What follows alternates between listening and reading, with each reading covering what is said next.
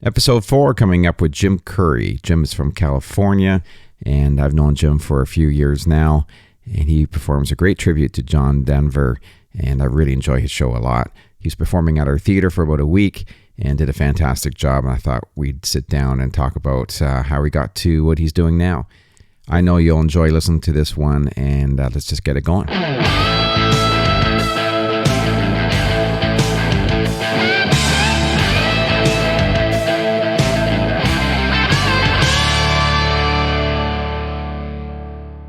All right, we're here with Jim Curry. I'm very excited to have Jim on the podcast. Jim is performing at our theater at the Walters Theater this week to sold-out crowds. And Jim does a fantastic tribute to John Denver. That's the person. And I hate calling it a tribute.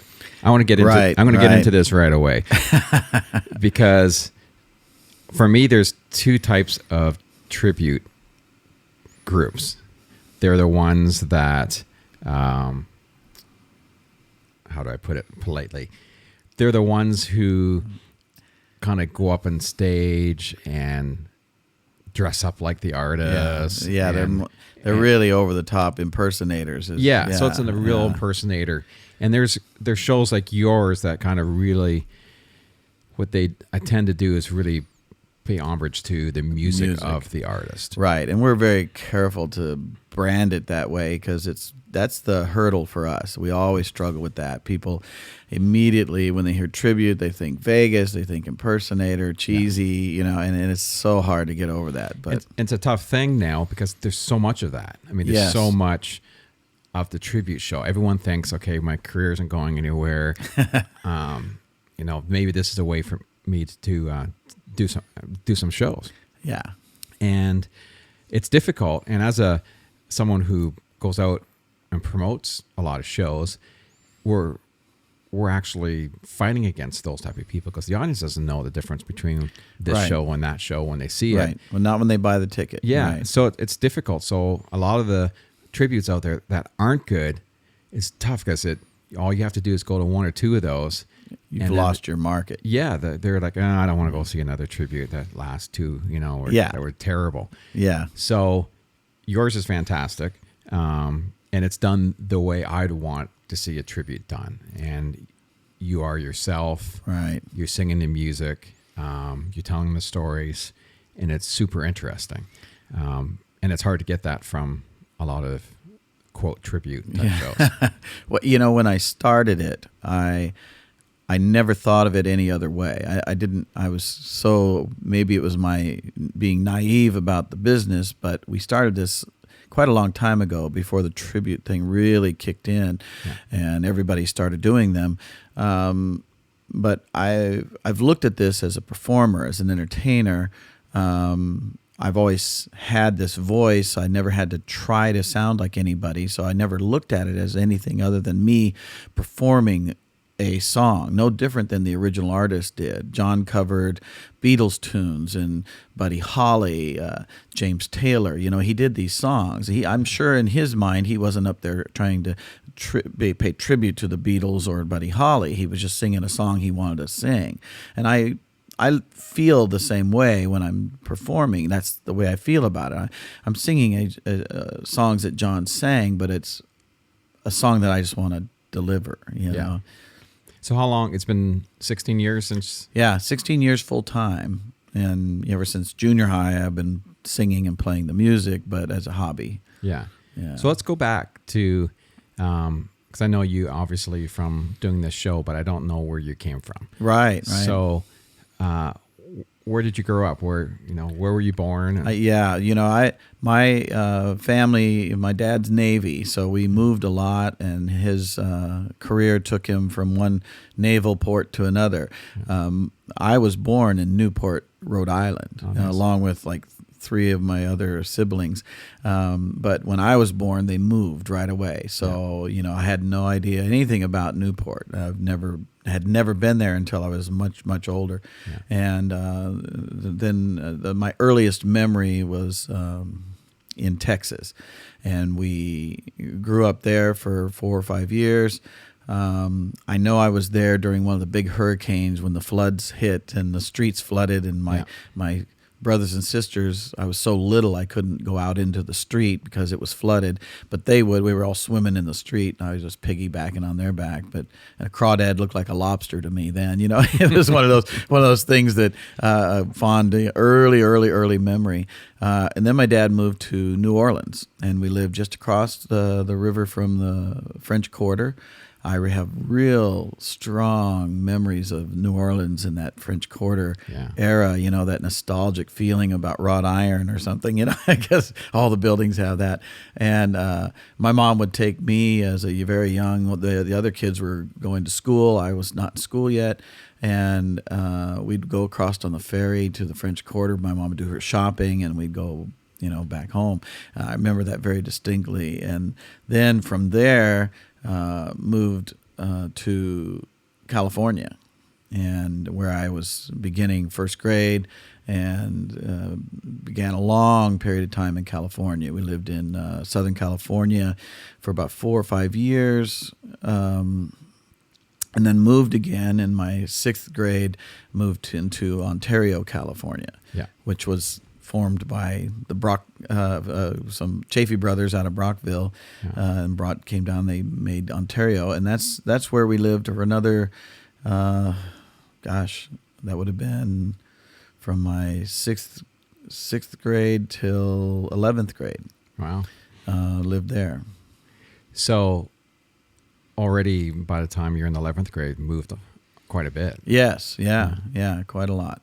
Yeah. So, when did you start taking your interest in music? Did you start singing and playing early, or was it later? No, it was that move to Ontario. I hadn't had any music until junior high, and I think that's just about when I started, paying attention to that kind of music. There was a lot of Neil Diamond, John Denver, Jim Croce. And so my dad had a funny habit of bringing home instruments that he wanted to learn to play. I think he had some musical influence in school, where he was in the band type of thing in high schools, but we never knew him to be a musician, And so he would just keep bringing instruments home. The first thing he brought home was a baritone ukulele. Wow. And he would get his Mel Bay book out and start trying to teach himself, and then he would set it down, and that's where it sat. He never picked up again, so he had this very short attention span, I suppose. But in that, I picked it up and I started learning. So I learned to play on the baritone ukulele, and then got my own guitar, and the baritone and the guitar is similar tuning, so all I had to do is figure out the very small difference between the two, and I started playing guitar. And most of the music I self-taught. I would just listen to the albums and teach me the song. And John was one of the artists that was strong influence, and so I learned a lot of John Denver on the guitar back then. Yeah. So what age would that have been when you think you started guitar? What is that? Junior high. So you're 14, 15? Yeah, somewhere in that 14, about 14, yeah. So once you got that, and no one else in your family plays or anything? Or? My sister picked up the guitar too about the same time, and she was starting to learn similar, just on her own. Yeah. And she still plays a little bit, does, she's not a strong player, but she's, does church things and that type of thing. Yeah. So do you remember your first official show? Like, not necessarily as far as a performance, I would have to say it's probably Boy Scouts, because I was not in any kind of organized music, other than I just brought my guitar maybe to a camp out and play. Yeah. So it was Boy Scouts really around a campfire. And that was all the way through, 11th grade. I never really developed a whole lot of strong playing technique or style. Just learned the basics. A lot of the songs were very simple, 3-4 chord songs. So I went a long time that way Yeah. before I realized, I probably should work a little harder at this. Yeah, that happens, doesn't it? Yeah. So where did you find yourself after high school? I ended up finishing school. My dad retired, and we moved just before the 12th grade. So I moved again and back to where he was born, which is in Texas. And we lived in a small little town just outside of Texas City, which is where he was from, Seabrook area, and finished high school there. And that's when everything turned. I was an art student all through junior high and high school. I had big dreams of being the next guy to come up with the new Coca-Cola ad or slogan or something. I had a passion for art and wanted to be in advertising. And so my focus was in art and design. And that was where I was at until we moved. And in Dickinson, Texas, I was the new kid from California, played guitar. The students all heard me play. I brought it to some rehearsal of the high school play, with a few new friends that I had. And I wasn't in the play. And the students encouraged the teacher to ask me to be a part of the play. And there was really nothing open in the play for me to be or do, but the teacher said, well, why don't you write a song for the play, to open the play with? And, I wasn't a trained musician. I just self-taught chords, so I couldn't say I was someone that could write a song. Yeah. But I took the challenge, and I had a lot of interesting ideas, and I with what I did have in my toolbox, I was able to pull it off, and I wrote a song for the class play. Well, that really took off, and the class liked the song. I sang it for the plays, and then later that year, they voted it the class song. And so from that, the Rotary International gave me a full 2-year scholarship to study music. Oh, wow. So it took a real, sharp what turn. you thought you were yeah, gonna do, right, too, right. So, and I took advantage of that, went to the local college for 2 years and studied music, voice. It was, for vocal. But along with that, you have to include sight reading and piano and, all the musical parts of it that I hadn't had. Yeah. And so it was a stretch to go from an artist to learning how to read music and write it and compose it and, ear training and all that stuff. But I still, even though I had the scholarship for music, I did take secondary courses in commercial art still. Oh, yeah. So I doubled down on it while I was there. And, the music training, I think, came into play when this became a career because of what this is demanding on the voice. It was good that I had that training because I think it's what made the difference in me keeping my voice for all these years. I think when you have something like that in your earlier years, you don't really know that you're using those skills. Right.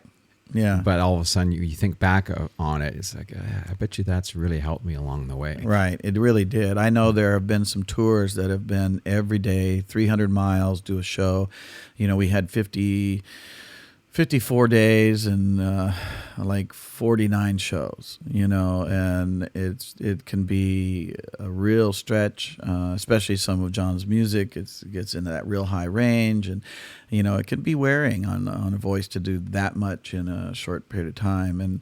And I look at that training for the voice as the reason I'm able to not ruin my voice and keep going. Which is great. And some people can just do it too. Like some people can just sing every day and not have an issue. And some people who are trained even can only sing so long and then they're done. It just, a lot of it's just genetics. Yeah, maybe so. Yeah. But it also, the training really does help. Yeah. But there are a certain amount of people I find that just, they can either do it or they can't. It's almost like being on the road. Right? You can either hack it or you can't. Right. And you can either, you've probably had that circumstance where you've worked with some people after a week or 2 weeks of, as you said, driving 300 miles, right, doing a show, getting up early, going at it. I can do that, but I know other people, even my sister, Kimberly, yeah, she'd have a real tough time at that really heavy, that steady pace. Yeah. Even though we've done it, it gets wearing really quickly. Right. Yeah. No, I think that is an aptitude or an instinct, a built-in thing. My kids think I'm a machine, Yeah. because I never stop. I can just keep going no matter, how much is on top of our schedule. It just doesn't seem to matter. I'm driven to get from point A to point B, and until I'm there, there's no lack of energy. And that's the only way you can do this type of business. You have to have that drive. You have to be a machine. Yeah. And you have to just keep rolling, because you wear out and you're just bottom out real quick if you can't handle that. Right. So obviously you did the Rotary. It's Rotary, right? Rotary International. And then where'd you find yourself after you finished that? It was funny because I was taking those other courses for commercial art. The professor that was teaching the class also worked for the college in their advertising department. So actually my first job after the 2 years, I had the option of going on to a 4-year college and continuing my music study. But I decided I was ready to go to work. Yeah. and the college actually hired me in their art department. So my first job out of college was working in the graphic department at the university there. So that was good. It was a good stepping stone, but not too much after that. Within the year, I had another job designing billboard ads in Houston. So it was one of the biggest independent billboard companies in Houston, and they hired me to design their ads. And so I got that, and that opened up a whole nother career, because being in the sign business was not something I had thought of, but advertising was, and the billboards were a good outlet for my creative to create ads for these companies that are trying to put something big up on the freeway. So, a lot of my designs got seen by many people and that type of thing, and the company loved what I was doing. I quickly grew up that ladder in that corporation, and I got cross-trained. They brought me into the shop to show me how my designs translated from the design board to the big full thing. And back then it wasn't paper, it wasn't printed, it was hand done. And so I got to see the whole process, how it took from the small layouts that I was doing up to the big full billboards. And over a short period of time, cross-trained me to do all those steps, everything along the way of translating it and into the larger thing and actually painting it onto the billboard. And so I became one of the kind of versatile people in the company. I was still the artist, designer, but I could also go out in and actually paint the billboard. So I learned how to hand paint and do sign lettering and the whole thing, and was quite apt to it. It was another thing that seemed to fit my aptitude, and I came to it real easy. So I was very successful in that, and they brought me up to the top of the ladder quickly, and I was over in charge of the crews and the art department, and so it was a really amazing experience. But I wasn't real happy being in Houston. When my dad retired and we left California, I hated that. I really didn't want to live out where we were in Texas. I'm not a flatlander. I like the mountain range. I love the dry weather. I love the West, and I still had that yearning for that. So as my success rose in this company, and I had a very successful income, I started thinking about going back to California. I have to ask you. So when you travel now, and after it being so many years doing the billboard, do you constantly look at them? Of course. Yeah. Of course, I don't appreciate them the same way because I know the technology's gone to print, you know, and or digital. Now there's digital boards. It's sort of cool because what you can design and do as advertising now on a billboard is so expanded. It's like everything, even the music industry, you know, all the technology that has made it so much better. But you can't help but look at signs. You know, after I did move back to California, I went back because I had my early childhood first love, you know, was in California. And so that was part of the whole draw to get back to California was her. You know, I had girlfriends in Texas, but it wasn't the same. You know, I guess that first love thing hangs there. So I know you talk about this in your show, and it's a great moment and a great connection part in the show. So you did actually call Ann up? I did. Yeah. Yeah. You know, we didn't have cell phones. This was a whole different era. You know, there was no easy emailing. You know, you couldn't email anybody or text them. You know, the worst part when you called, you always got the mom or the dad. Usually the dad would always answer. And it's what do you want? I hated that. It's like now it's so much easier. You can just text and direct, you know, message and connect right to the person before you had to go through like this. The dad. The army to get to. That's right. Well, and he was a police officer. So, you know, it made it even more a little tougher. But so there was none of that technology for communicating. And when I left California, I was heartbroken because Ann and I had dated for 3 months, and we got separated. And her going away present to me was the John Denver Back Home Again album.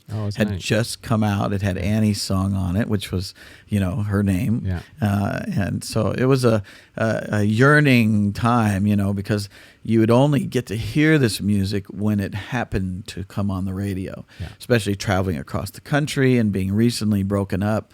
You know, I just listened for the radio, hoping that Annie's song or something would come on, you know.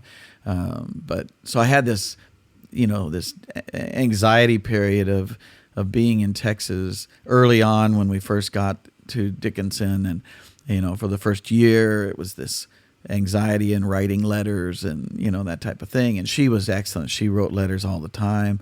And there was a lot of hope, you know, that our relationship could continue. Well, 4.5, 5 years of time, it fades, you know, and it fades quickly. And I was bad. I wasn't good at writing often, you know, so it faded. The same way. I hated writing. Yeah. So, you know, our separation happened gradually and it just was more of a natural thing, I suppose, considering the times. And so after I got my success in the sign business, doing billboards, and I had this feeling to go back, I just called her up, you know, out of the blue, which, you know, that's expensive phone calls back then. They weren't cheap. The long distance calls, you know, meant you were spending some money to do it. But I called her up and she literally like, who is this? So, you know, because she had moved on. She was dating other guys, and you know, so it was kind of a shock because, you know, I told her I honestly felt like that we were meant to be together. Yeah. You know, and she's like, "What are you talking about? Where did you come from? You know, where have you been?" So I did take the vacation time, went out and did some visits, and my sister still lived out there, so I stayed with her. And, you know, we went and did things, you know, we dated a little bit and on these random trips I could take. Yeah. And so how old were you at this? Oh gosh. So I'm probably 20. Yeah. You know, and she's 3 years younger than I am. So she's finishing up high school, and I actually was able to go out and do a grad night at Disneyland with her. And at some point, one of the trips, we were going to go to another amusement park with my sister and her 2 kids, and her husband, and my sister and her husband had these 2 kids, and they were still in strollers. They're very young, and we went to Magic Mountain. It's a Six Flags park, and we just, at some point just before going, like the day before, Anne tells me that it's over. She doesn't want to continue the relationship. It's, she's has other relationships and didn't feel like this was going to work. And I said, well, we've already got this trip planned. You want to just go to Magic Mountain with my sister? We'll just go and have a good time. And she agreed, so that'd be fine. So we went the next day, and my sister and husband were not getting along well that day. The kids were a nightmare, and so I volunteered to take the kids for a while. I said, well, you guys go do something and we'll watch the kids, And so gave them a little break. And I guess that was the difference, and saw me in a different light, and from that, she changed her mind. So that's good. Yeah. I mean, it's kind of weird.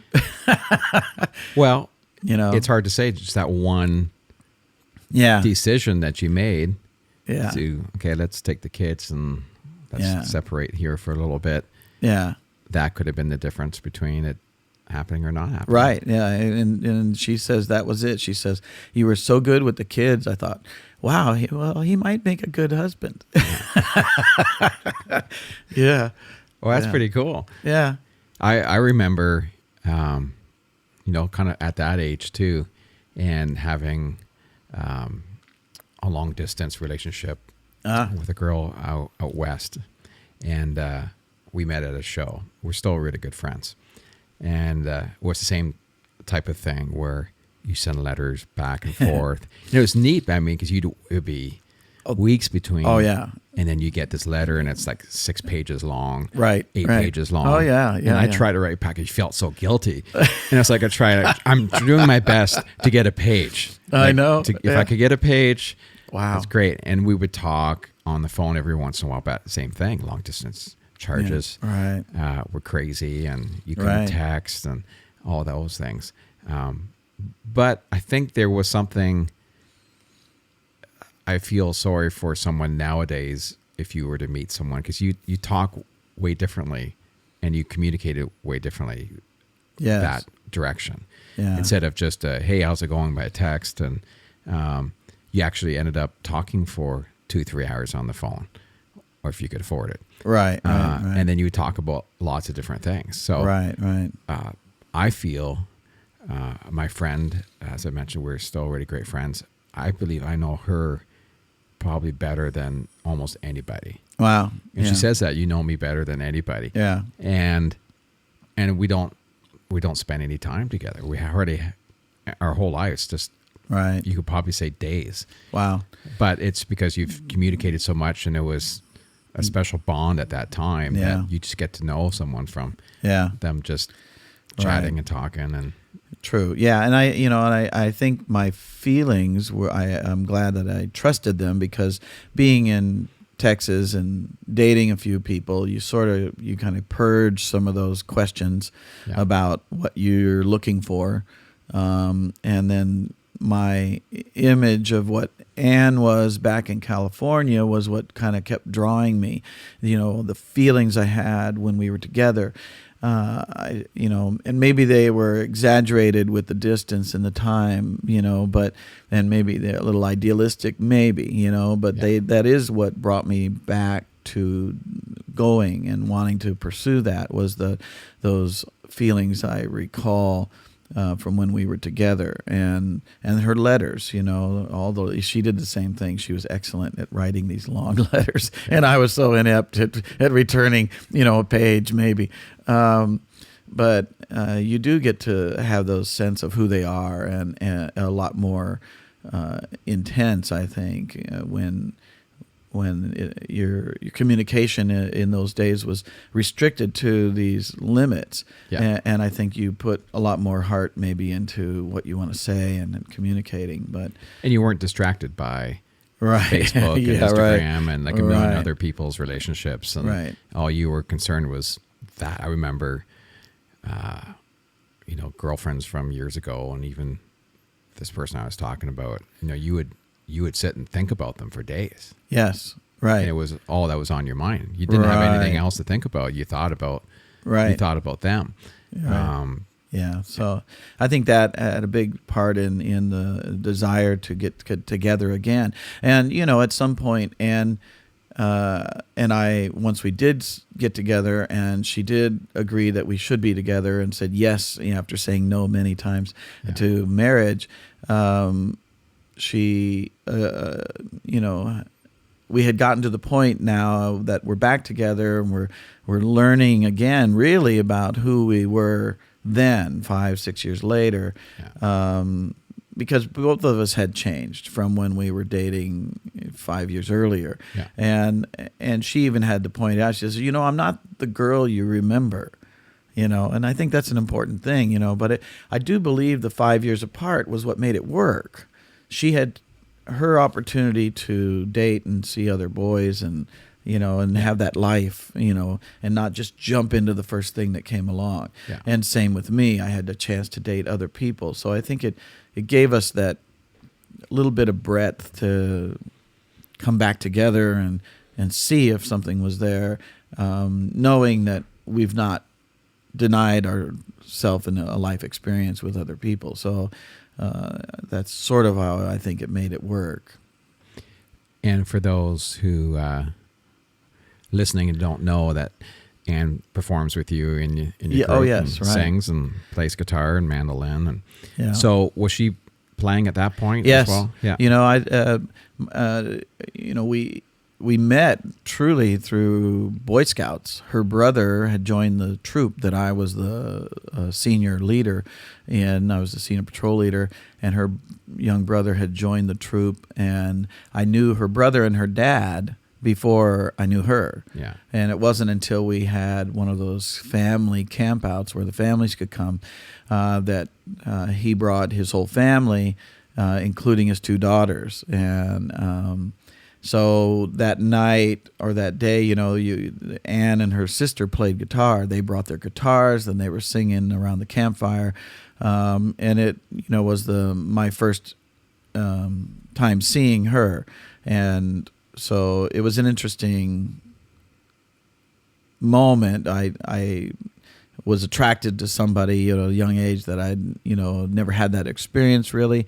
And the music was the connection, that she played and sang, and, she's this cute button-nosed little girl that, had all this talent. Her and her sister both very talented and sang beautifully. So her young brother, who was in the troop, was learning all his scout skills, and I had the responsibility of doing a lot of training and teaching of the younger scouts in our program, and I would do these courses of knife safety and that type of thing.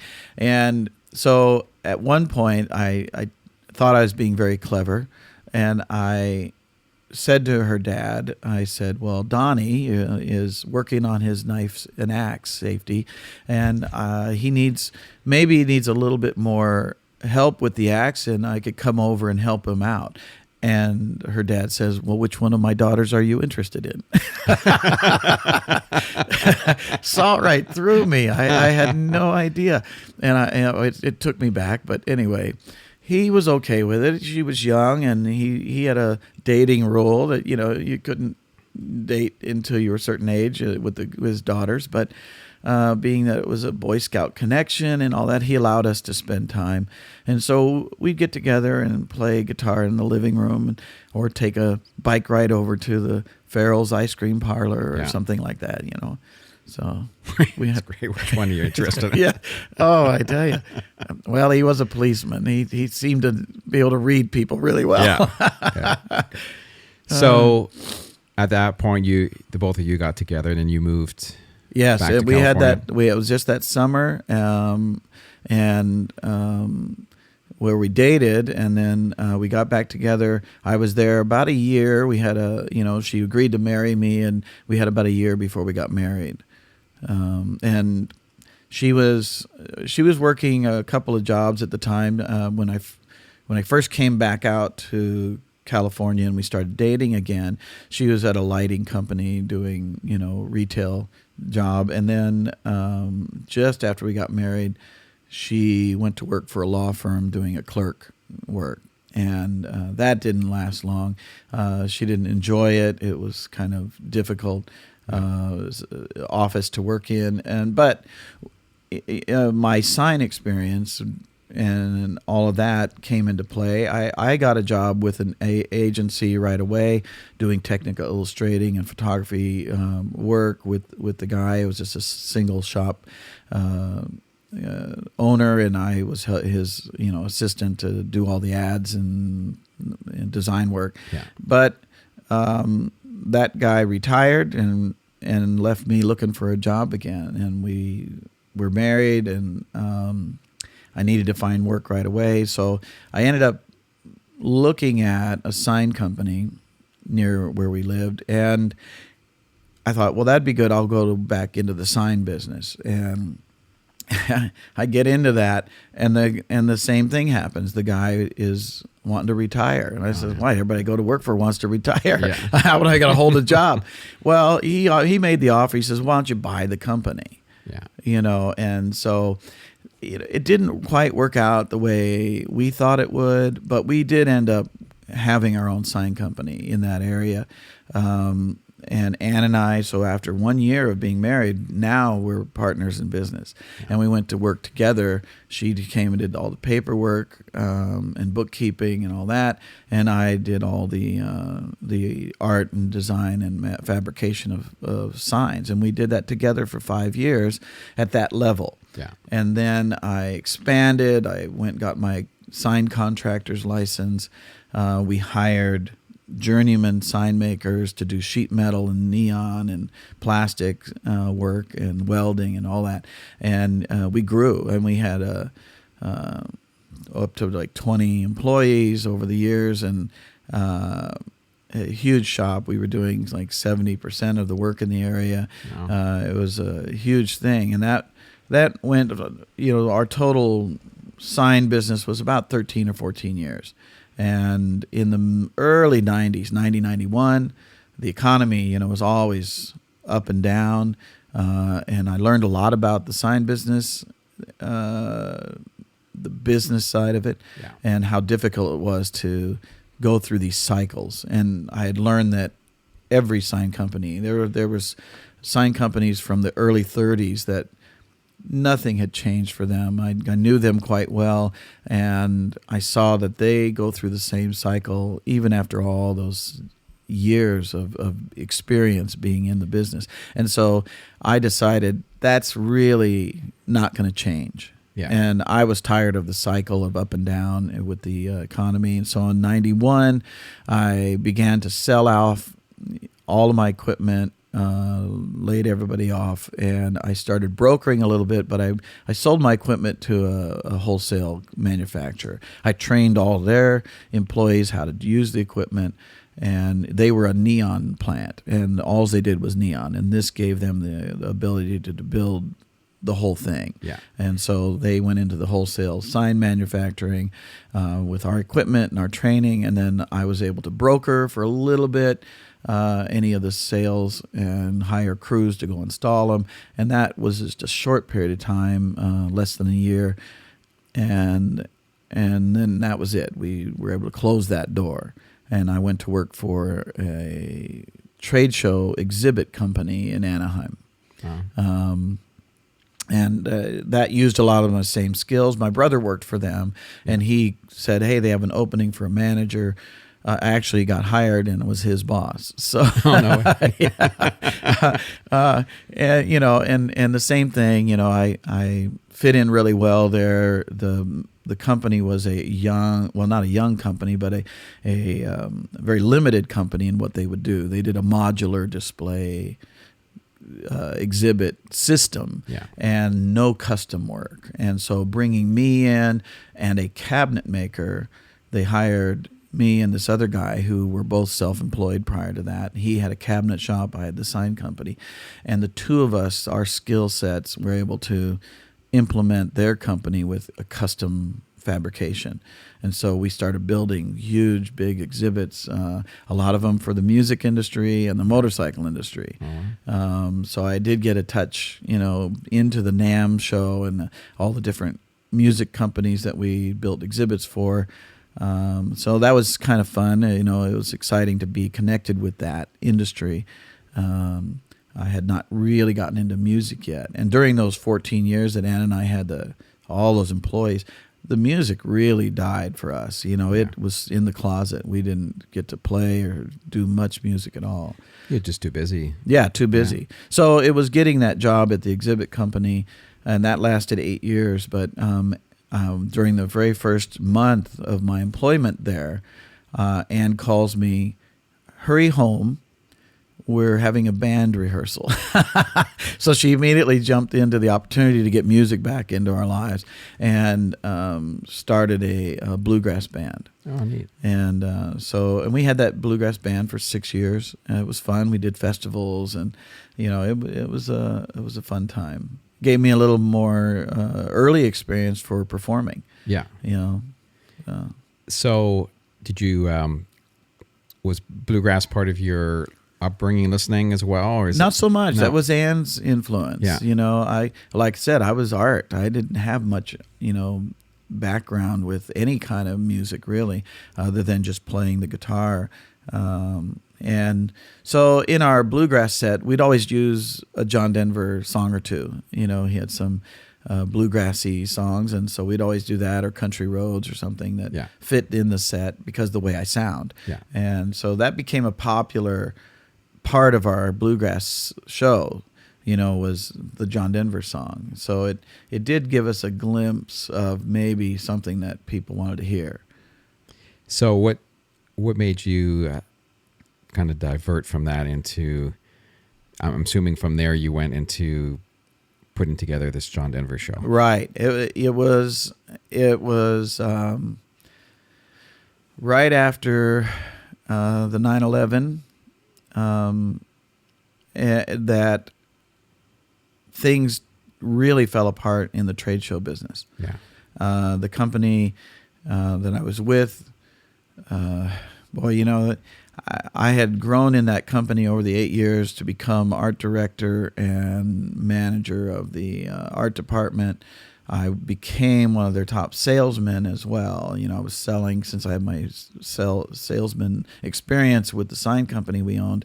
I became one of their the top sales manager, and I grew that company from like a 1.3 million to 3.7, in about a 3-year period. Yeah. And so it was one of those things that became apparent that I was better suited there for the company because of the money, and the owner was real thrilled to see that kind of growth. But after 9/11, all of our big accounts, which were mostly motorcycle, we had Suzuki, we had Triumph, Indian, Bell Helmets, all these big motorcycle accounts had froze. They just said, well, we don't know what's going on. Trade shows were canceled, and about a year of stall. It really affected everything. It did. It really did. And so we didn't have much choice. Things were not good, the economy being like it was with the trade shows. I suggested to the owner that we go back to our roots with the smaller exhibits of his modular system that he was selling, and that we could survive this lull if we did that. Yeah. As sales manager, I said that's what's going to sell, and he didn't want to do that. He didn't feel like that was where he wanted to go. He kept holding on for the large sales. We had some stuff pending in the works with Suzuki and a few other big companies for these huge exhibits that were, $300,000 instead of $25,000. Yeah. But They didn't want to take the advice, and none of those contracts closed because the companies just couldn't make it. In their mind, they were afraid to make that kind of commitment, not knowing what was happening with the industry. Yeah. And so things just got worse. And at some point, they brought me in. They said, well, we can't afford to pay you anymore. We're going to have to furlough you. If we recover, we'll bring you back. Yeah. And I knew that their mentality, their stubbornness to not change with the times was going to be the end of them. And I thought, well, there's not going to be anything to come back to. Yeah. And so I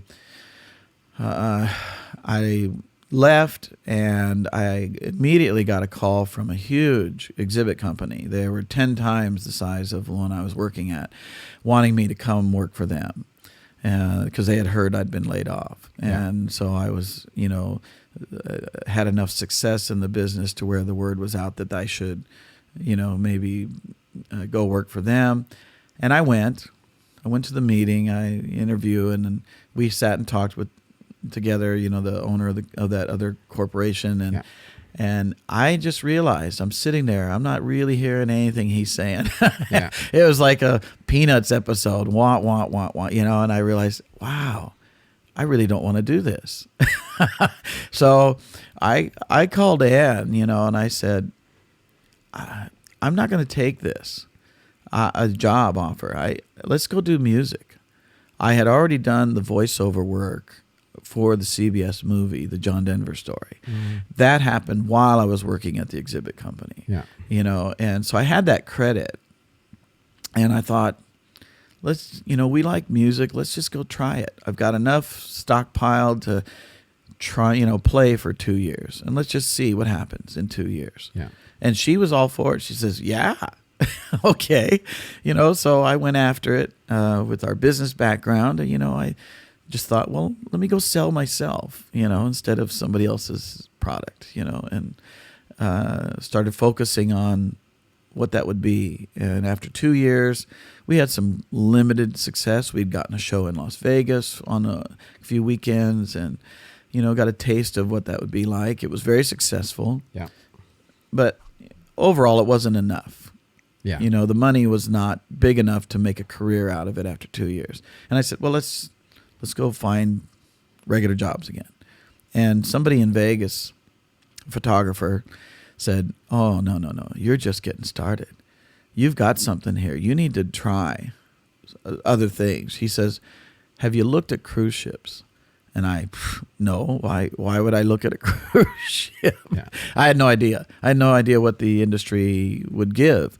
And so I shotgunned out some letters to cruise ships, finding out what they do. And Holland America wrote back in like a week. Wow. And said, my boss wants me to hire you, and gave us a contract for 3 different ships. And we went to the first one in Cabo San Lucas. They flew us out. We had no idea what we were doing, none at all. We didn't know what a ship show was. We knew that they had a band. We knew we needed to bring charts. Yeah. They told us that much. So have you been on a cruise before then? No. Your first time on the ship? First time on the ship. Yeah, so it would be yeah. pretty overwhelming. It is, because we're totally green. We've never done a show where we've used charts. Yeah. At that point in our music experience, being with the bluegrass and doing shows and stuff, I had enough performance time in front of audiences doing bluegrass at festivals and stuff. So I wasn't too worried about that part of it.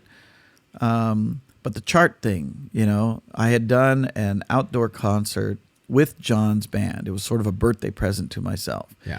I had met some of them in Aspen at some of the fan gatherings, and I was just a fan, and I was able to contact John's guitar player and say, hey, what would you guys think about coming out and doing a concert outside at a botanic garden? And they said, sure, why not? So it was thrilling. I got to actually hire John's band, do an outdoor concert of John Denver music, in this botanic garden. And I told Ann, I said, well, it's just a birthday present. I just want to do this once in my life, and then it'll be out of my system. Yeah, so we did that, and it went over great. But that gave me that connection with them, and so when the ship thing came around, I didn't have charts, so I called the guitar player. I said, "Do you have charts for John's music?" Yeah, and he goes, "Oh yeah, sure," and he sends me these PDFs, and I get on the ship. Wow. And we're out there at Cabo, get dropped off with the taxi, and we could see the ship. It's out in the bay, but we don't know how to get to it. Yeah. We have no idea. No one's given us any information. It's like, how do we get there? And then this little ship shows up, little boat shows up. Little tender, yeah. Yeah, a little tender boat comes up, and we didn't know idea what a tender was. No, you wouldn't. No. and these people get off. And these passengers are obviously from the ship, and we go, oh, that's how you get to the ship. I see, it's a little boat. Okay, and one of the ladies gets off the tender boat, and she comes over and goes, oh, I hope you're our new entertainment, because what we've had has been awful. Oh gosh. so now immediately we're like, oh God, I don't know what we're doing, and so we finally make our way to the ship. We get kind of oriented to what's going on.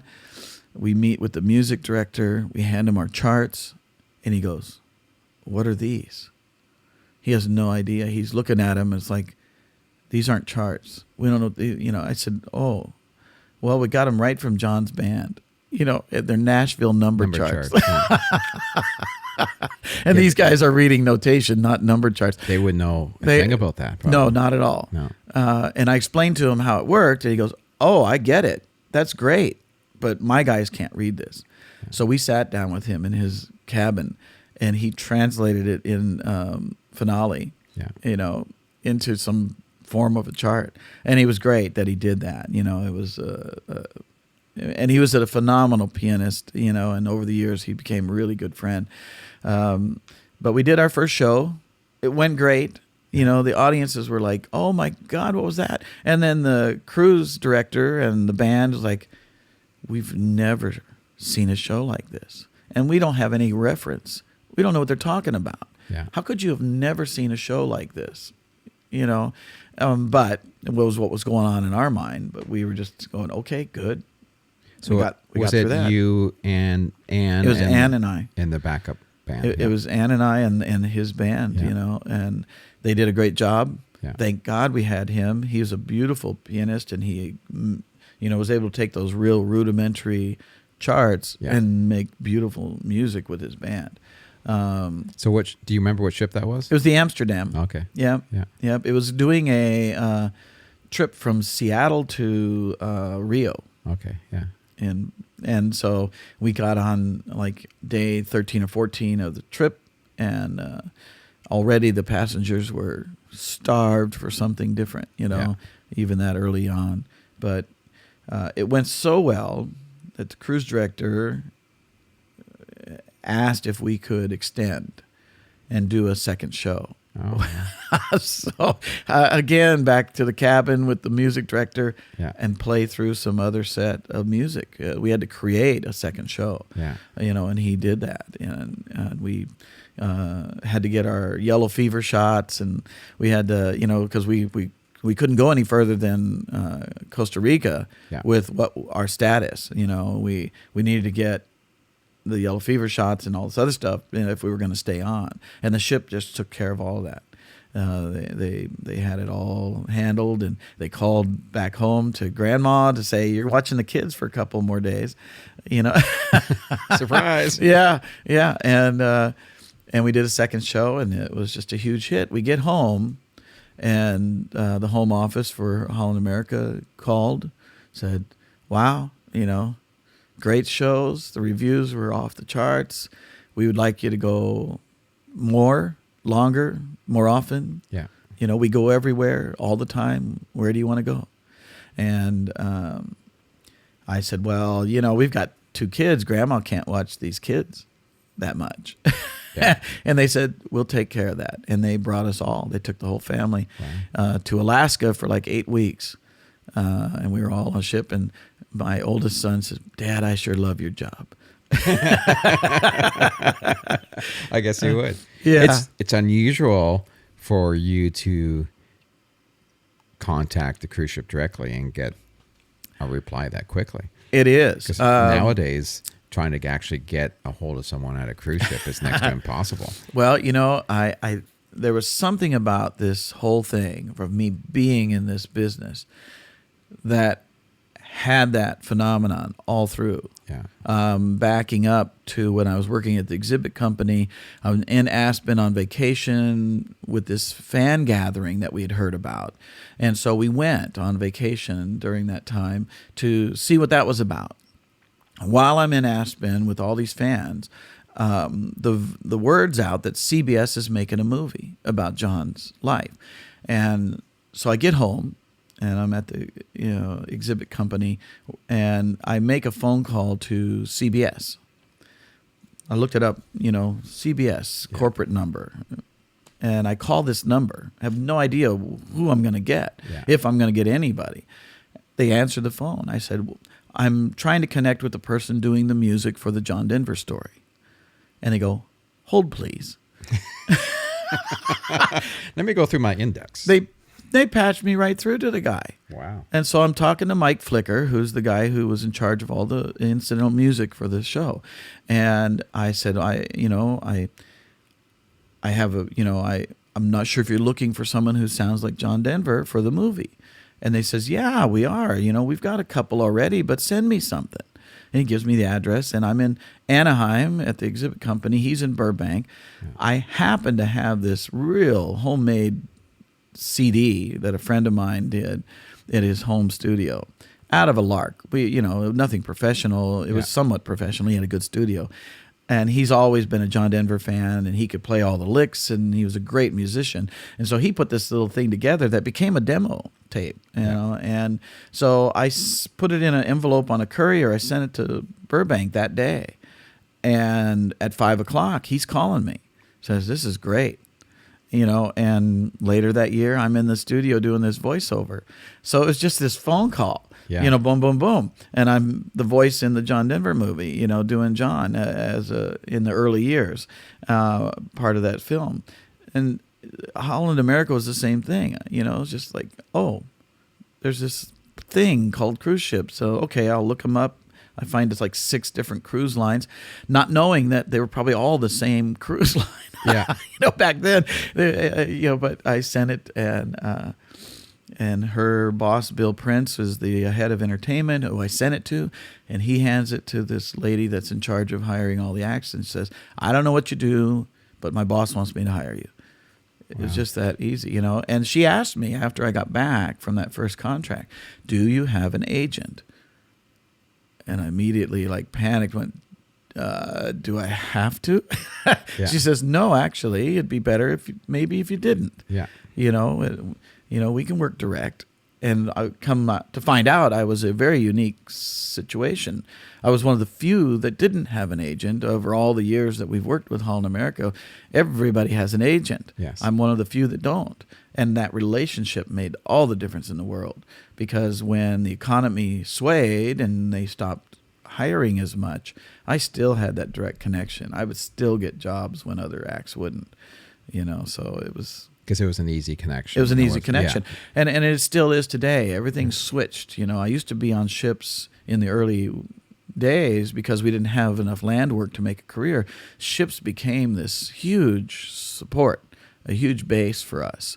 Yeah. I was on a Holland America ship anywhere from 30 to 40 weeks in a year. Wow. And it was a huge foundation. And it gave me a really good time to hone the craft or the show. Yeah.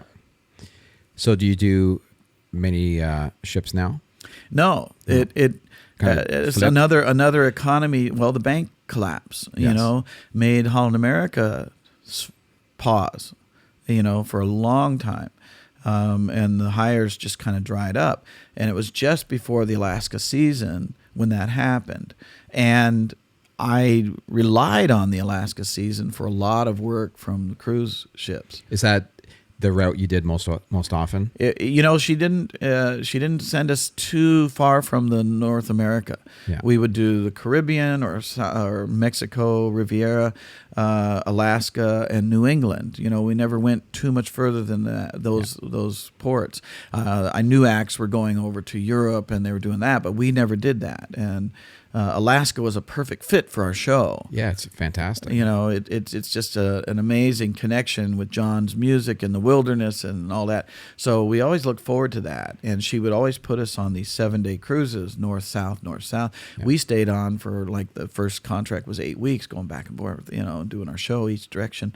And so it was an amazing filler for our calendar, and when that bank crunch happened and they froze, it happened just before that period, and the contracts didn't come in as usual, and I started writing and saying, hey, and the response was nothing. There was no response. They weren't writing back.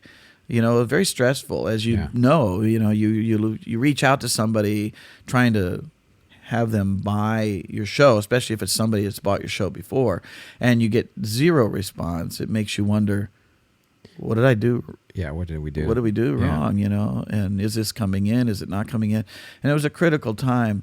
And finally, Cheryl in Seattle, she's the girl that I have my relationship with, the contracts with, and she says things are just not good. They're so unsettled, and she has her hands tied. She can't hire. She's been told to freeze and not do any hires until they figure it out. And then they did a full rework of what they're doing in entertainment because of that crunch. And they ended up putting in these cast shows that ran 4 or 5 nights out of a 7-day cruise. And then the odd night that was left would go to a comedian or a magician. Yeah. And they stopped hiring singers for 7-day cruises. So that it eliminated a good chunk, a majority of the ships that they were itineraries, because most of their itineraries were 7-day cruises. Yeah. And so it only left her the opportunity to hire us for anything longer than 7 days. So the amount of work greatly reduced. But at the same time, she also says, I can't deal with the acts that I have to hire expecting me to fill their calendar. She says, I can't do that. Yeah. And so it gave us the insight early enough to where we could look to land and start building something on land. We connected with a ship act who had just bought into an agency. It was his agent, and this agency has been around for 100 years that he was repped by. And it was multi-generation, like 6th generation or something, that had owned this agency. And the husband and wife that had currently owned it, the husband passed away. Yeah. And it left the wife going, do I want to keep going? Well, that act being repped by them said, well, I need to keep going. And so he was successful enough. He bought into her agency and became her partner. And kept it going. And with his connection in the business, he brought in a lot of new acts, and we were one of them. And so the timing couldn't have been more perfect. We got brought into this really well-established agency who immediately got us hooked into some of the touring, and it just sort of was this natural blend. We went from ships to land just as easy as that, and we never saw a slowdown. A slowdown. Yeah. All right. That's pretty amazing. I mean, just those 3 little things, just most people wait a lifetime for one of those, and some of them never get it. Right. So it just kind of fell in place for you, really. Right. Really so great. You can't help but think this is what I was meant to do. Yeah. Yeah. So at that point, I imagine you'd have to put a band together. Yes. Yeah. Because now we're needing a band, and we had a drummer that was with us in our homegrown band, that we would do. and Ann's brother was a keyboard player, not a great keyboard player, but he, may do. And then we had a friend who was a property management consultant, not a musician, but he played a little bit of bass. And so that was kind of our raw group, And the drummer that we had was a very good drummer. He's still with us. You've met him, Gene. Yeah. And his career started really on ships as well. He met his wife on a ship. She was a dancer. He was in the band. And so and Gene has played the Houston circuit. He's a Texan, so he was in Houston during those great times when bands worked every night, and the club scene in Houston on the loop around the city always was, just steaming with work, and he worked every night, and he just was an amazing drummer for that. And he's worked with some amazing people over the years. So he had a perspective, that we didn't have. Yeah. He had that experience.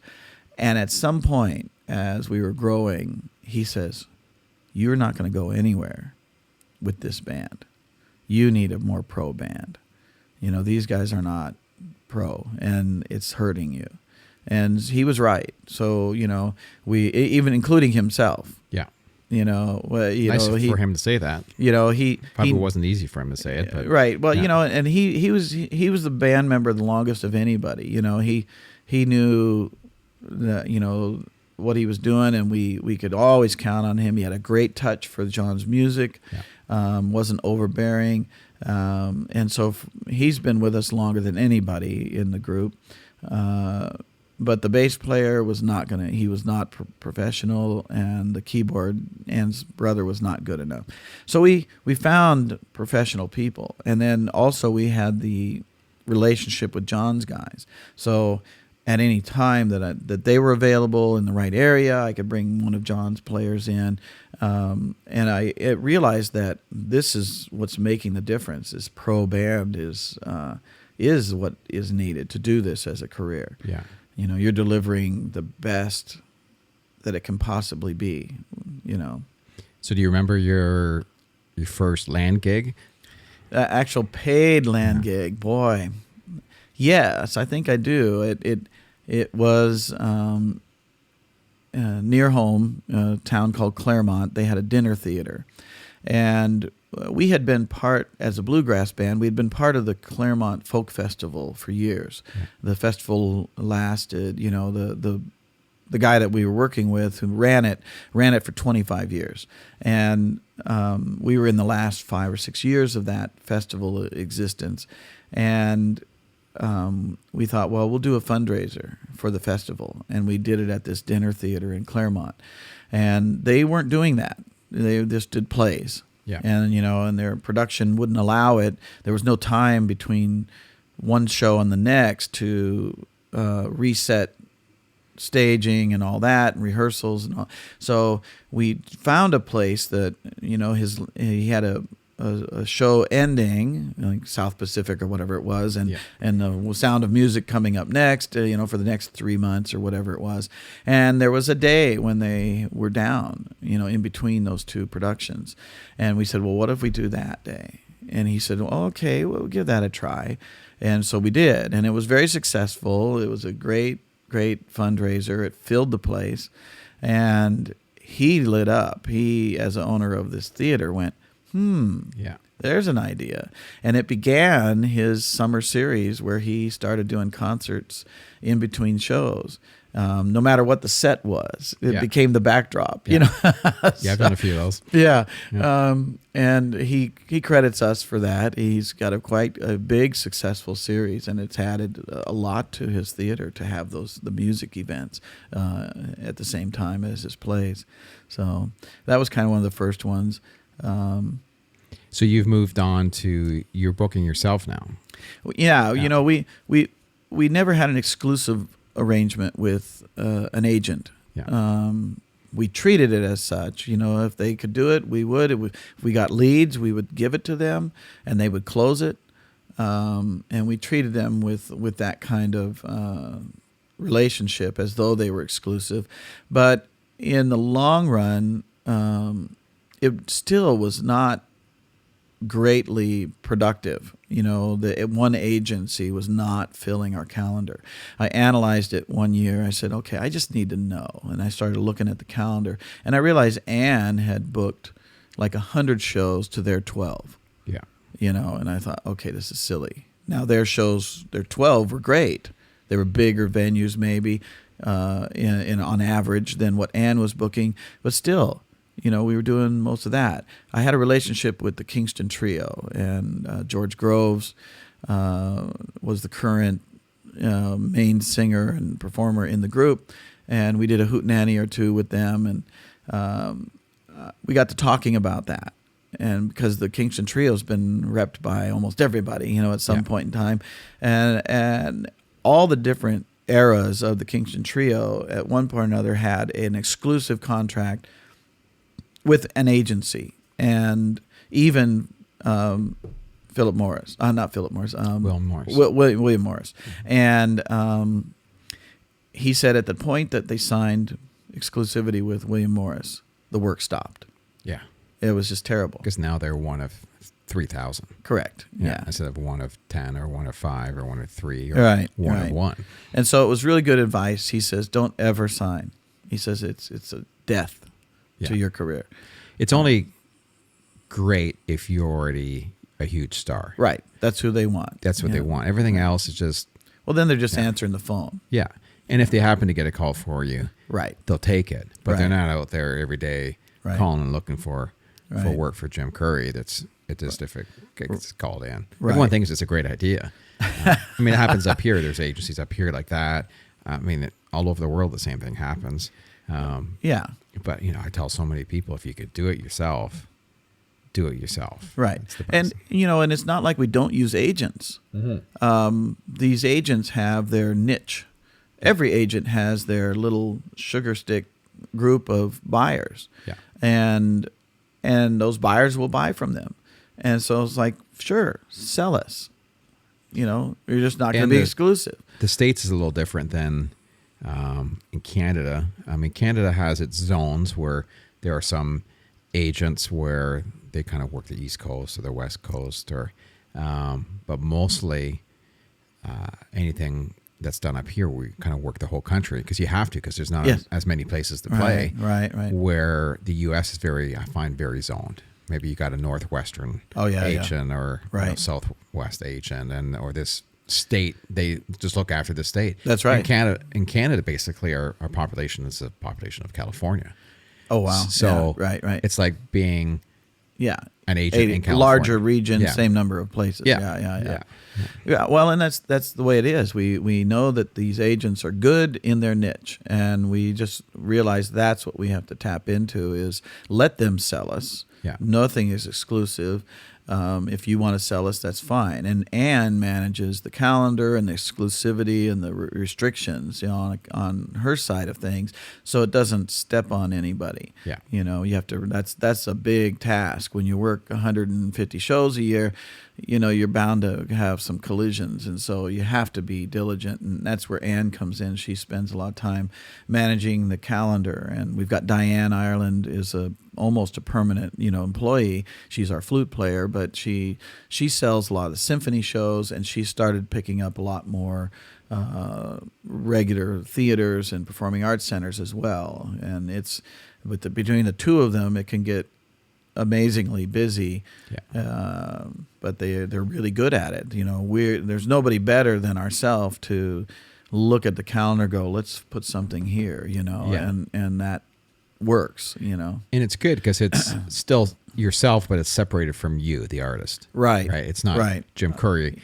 I up the phone and say, hey, I'm a great singer, because it's so hard to do. I never do that. No, but a lot of people do. But it's a tough thing to do. But so you've got Ann, Diane, both working at that. That's but they're closely connected. They're in the show. But right. Yeah. Right. They understand it really well, and they can really speak to it accurately, Yeah.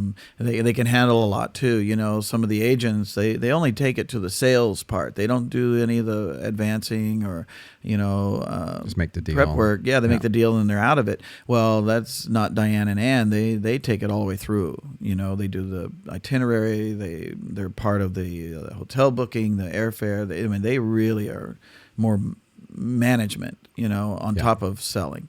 So it's a great combination. So working and singing the songs and music of John Denver, which I know is this week, it's certainly a different crowd. Like it's interesting because they're not really country fans. Right. And they're not really kind of rock fans.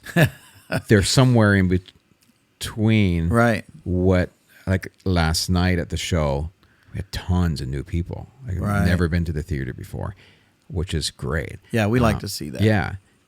But John's music really kind of, there's a certain really, crosses over a lot of different people. If you're a country fan, you're going to like it. If you're a rock and roll fan, you'll like it. But the actual real John Denver fans, I'm trying to find where is that Right. middle ground, right? But Right. they certainly, the diehards and the ones that really love John Denver, they're really, that's what they like. Right. Well, and that's why we see that often, Yeah. is that we'll come into a theater that typically is a community following, Yeah. and they'll tell us how stunned they were because there's so many people traveling from outside of their community to come see this show, that they've sold so many tickets that are not, their normal patrons. Yeah. And it's a blessing and a curse. I mean, because it is those fans that will travel and come see us, and we're thrilled about that. Yeah. But it's also an indication that the concentration of fans is not strong in any one place, that it takes a large region to bring them to one place. Yes. We're glad to be out there doing as many shows as we are, because it's difficult to get a full audience from one community, and going one place to another, we get closer to them, where people will travel and come see the show. We had one in Grand Junction, Colorado, which we don't play ever, except this one time. And it's a 1,500 seat theater, and it's a community type of thing, and they never fill it. It's big for them. Yeah.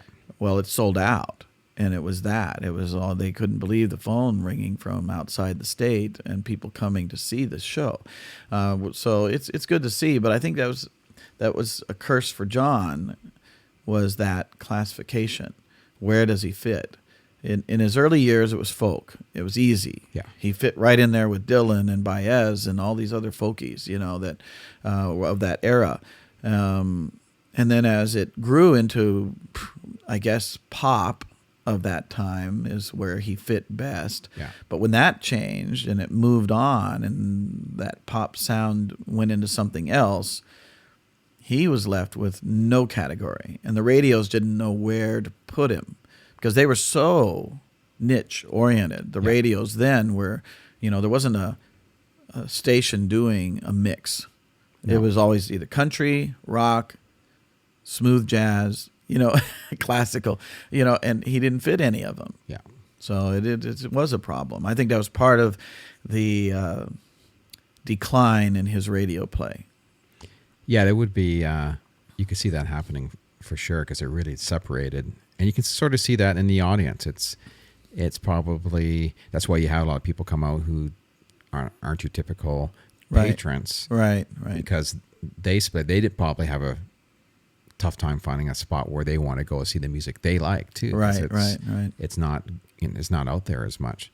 So as far as John Denver, do you have, I'm assuming you saw John in concert? I did, about 4 or 5 times. Yeah. Well, probably 4. And 3 of those were with Ann. One was in Houston before I moved back. Yeah. Yeah. And you have a connection with John's foundation. Yes. Yeah. That when John died, he was not married, so both wives he was divorced from. So the estate became just the children. Yeah. You know, his early adopted children with Annie was Anna Kate and Zachary, and then his second marriage to Cassandra Delaney, an Australian girl. They had a child, Jessie Bell, and Jessie and Anna Kate and Zach are the estate. So, and it's managed by a company in Denver. Yeah. So do you? I know in the show you've mentioned one of the songs you sang in the show that you had to get permission to sing that particular one. Right. Yeah. Have you had any other dealings with them at all? Or yes. You know, over the years, we've tried to be supportive, you know, as for doing what we do and for what it does for us. I mean, this music has made a life for us. And so giving back, you know, and supporting the kids and their estate and making sure that, you know, everything we do is legitimate, all the licensing, all the fees, everything that we do is paid. So it goes to the estate, you know, and we're conscious about that. And we've reached out to the management offering some kind of relationship where we're more, if we could be sanctioned and, you know, brought into a licensing kind of a thing, we would do that. Yeah. They don't know how to do that. They don't see a way of doing that. They don't understand it. I kind of equated it to my trade show years and a lot of our motorcycle accounts, you know, all the people that make all the leathers for Harley Davidson, or, you know, they also did leathers with Fender guitar branding on it. It was all a licensing thing. And, you know, they're not Harley and they're not Fender, but they license the use of the name. And so I pitched that to them to say, well, why don't you brand us as a licensed show, and we pay the estate an annual fee to be licensed, and it helps the state. You know, we're willing to do that. And they're not comfortable with that yet. You know, it wasn't something that they've ever heard of, so it was new and there. But over the years, the relationship is built. I can call them. They know who I am. They call me. You know, it's got a good relationship with them. And I've not been pushy. I've been relaxed with them. They like what we're doing. They've expressed how much they like what we're doing. Yeah. It helps them that we're doing a good show, and it keeps the music, relevant and current in the market, and a lot of people still hearing it, and they feel good about that. So they've been good about letting us do what we want. We've pretty much got an open door for any creative ideas we might want to do. Yeah. They were very instrumental in the beginning of the Colorado Music Hall of Fame. There's a guy from A&E that has wanted a Colorado Music Hall of Fame, and for 10 years he was trying to create a Hall of Fame, and it wasn't until the John Denver Estate connected with him that everything was able to happen. And so they finally had that form in 2011, I think it was, and John was the first inductee into it, and I got to I was the provider of the music scores for the Boulder Symphony to play. I own all of the John Denver arrangements for orchestra, which was another long story, but it was something that we felt we wanted to do.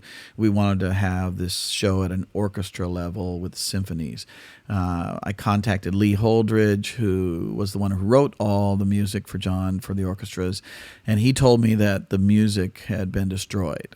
When John died, there were trunk loads of film of scores and parts for an orchestra to play, stored with a librarian in California, and the manager at the time, which is not the current management, this was a earlier management, didn't see a need to keep it. They, without John there to sing, Yeah. The scores were pointless, in his mind. And so they didn't want to continue paying storage on them and didn't pay the librarian, and they were just, gotten rid of. Yeah. And so Lee had his originals. I said, well, let's rebuild them. And he was grateful for that. He volunteered his time to oversee the project. I hired 2 different musicians to transcribe everything back into a digital program and save all this music that was lost, and began to sell it to orchestras. And so we had the music for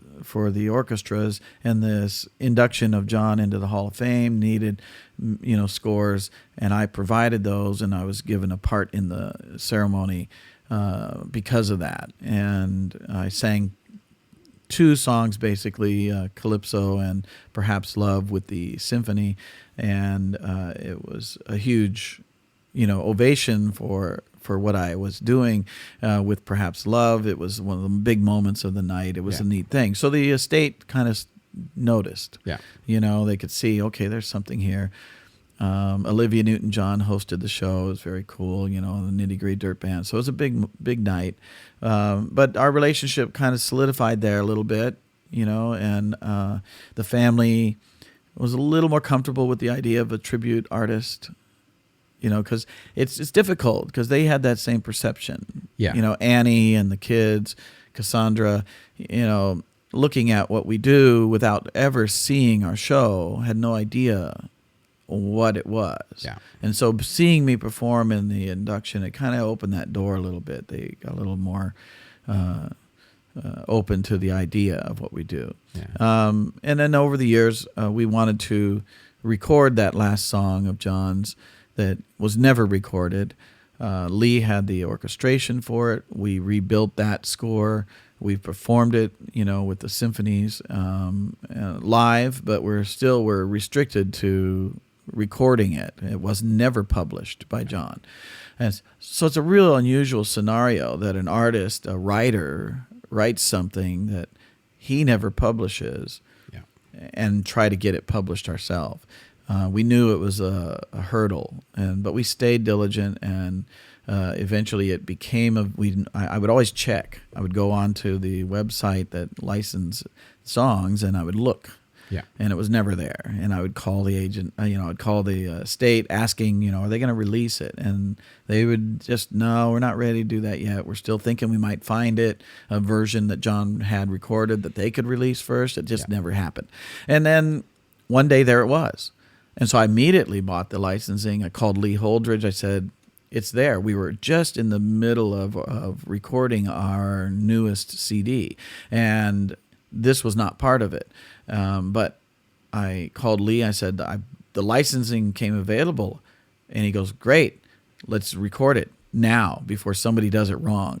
Yeah. And so I called Chris Knoll, who was producing our CD at the time. I said, we're adding a song. And so next week we were in his studio, and we laid down the band parts and my vocals, and we sent it to Lee Holdridge, and he added the orchestra to it. Nice. And it's one of the best cuts on the new CD. But, so we finally had it. And there's another song that's in the same scenario. It's called Blue Water World. Yeah. And there's only some video of John singing it in Hawaii. He just wrote it for an event he was doing there. And we did a version of it in the studio. We went and laid it down. We got the whole thing done and mixed. But it's not published. And the estate, we're back into that waiting pattern again. It's like, okay, someday maybe they'll let us release it, I want to zip back to the scores and that whole thing now. So what's happening now with orchestras and scores and maybe fill us in a little bit. What's the disaster happening here? Yeah. There's the publishers, a lot of the major publishers, Sony, Alfred Music, Hal Leonard, some of the big players in the industry as publishers who are, they make a deal with the artist or the writer of the song, really, not the artist, but the writer of the song, to publish their song and try to put it into the market and make money for the writer. That's the publisher's job. And so many of the big publishers have recently, within the last 2 years, have signed in an exclusive contract with a company called Tresona. And Tresona's job is to be kind of the watchdog or the policing the industry, looking for people using printed music, which is used in symphonies, high school bands, marching bands, choirs, in that scenario where duplication of a printed music is being read by a musician, and to make sure that those printed pieces are copyrighted and licensed. And it's very new to the industry, and people would think that, no, this has been copyright law for a long time. And in some ways it has been, but the interpretation is what's changed. Because a writer will write his music out, get it copyrighted, and have the copyright license to control it. The publisher is given a percentage of the publishing rights, which is different than the copyright. Mm-hmm. Ultimately, the owner of the copyright is the controlling factor, not the publisher. Okay. But both have some say as to how it gets distributed. And Tresona has come in and said that symphonies using arrangements of a song, because typically what will happen is an artist who's singing or performing, or a symphony who's just performing an instrumental version of something, will take let's say a Beatles song, and they'll do an arrangement of it for the orchestra or for their marching band or their choir. Yeah. And that arrangement is done by somebody other than the original copyright owner, yeah. not Paul McCartney. He's not doing that arrangement for the orchestra. Somebody else is. Well, the copyright law, based on Tresona's and the publisher's interpretation, has been that arrangement, even though somebody else wrote it, is the property of Paul McCartney and not the writer of the arrangement. And that's a new interpretation that has caused an uproar in the industry. There's so many people, orchestras, performers, who are struggling to survive this crunch, because it equates down to, once you pay what they've determined to be an arrangement license, which is something that's never been heard of before. You need a license to do an arrangement was something new. And it's per song. It's per song. We're not talking per show. We're talking per song. Yeah. And then the use of the printed music in a performance is also a fee. You have to rent it to play it. Is a new concept. Most of the orchestras have libraries, basements filled with music that they've purchased or that they've arranged for themselves. Their own musicians or conductor has made an arrangement for that orchestra, and it's been printed and published not published, but printed for them to play live. And live performances are covered under an ASCAP or BMI license to perform it live. You pay to perform it live. And every time we sing a song live, the estate gets, a piece of that money for performing it live. And the orchestras have been doing that too. All the orchestras, all the bands, everybody pays that performance fee. This has come in on top. It's almost like double dipping. Yes. And it's causing a big uproar. And as to date, there have been some cease and desist orders coming from Tresona saying you as an orchestra cannot play this music without it being licensed. So what type of money are they asking for? The biggest problem is the retroactive action that they're allowed to do. They have a 3-year window to go back and fine an orchestra or an artist for using the music for the past 3 years. And every performance that you've done of that song is fined, and they call it a release fee. The release fee is equivalent to the original arrangement license fee. So if you do this Beatles song, let's say, and you're using an arrangement that is unlicensed, first you need to register it with them, with Tresona, to get the license fee. Let's say it's $450 for that one song. Yeah. The release fee is the same for every time you've performed it. So now you're up to... Now you have however many times you've performed it in 3 years to pay this penalty of $450 plus the $450. And that's one song. And that's one song out of 20 in an evening. And then, and for 3 years, That's garbage. Yeah. I hate that. I mean, oh yeah. They should not be allowed to do that. Well, they're not being real successful yet. Yeah. The industry has pushed back. There's a press release that said that Tresona and the major publishers have come together with the large orchestra associations and came upon this landmark agreement to do this opt-in contract agreement to avoid legal action against them by opting in for this plan of 3 years limit and pay these fees to clear their name. Well, in reality, there's no major symphony that has signed that agreement. No. Not one. There has been no action by Tresona or the publishers taken against a symphony orchestra to date. Yeah. But I'm sure someone out there has paid it. Something. There's a lot of smaller orchestras are running scared. They're canceling shows. They're canceling contracts that they've had, agreements they have with artists. And the one case that we know of was against a school marching band, and Tresona lost the case on a technicality. So they're still claiming, well, we never got to the law, a copyright law. Our technicality, we lost it on some other issue. But that's where and we're to go at. after a marching band, really. There's a lot of people involved. Yeah. What's amazing to me is they had a directive that from January 1st to May 15th was this window to opt in to this contract agreement, of which if you signed it, and I read the whole thing, and if you sign it, you relinquish your rights to your arrangement if you are the arranger. Yeah. And that the copyright law says that it is the property of the original copyright holder, not you.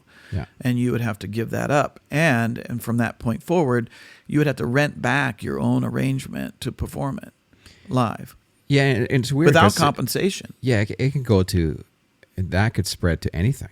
So if you decide tonight to do your own arrangement to a John Denver song in the show with just the band, and I printed out some sheet music for them to read, it would be an issue. Yeah. As long as they memorize it, it's not a problem.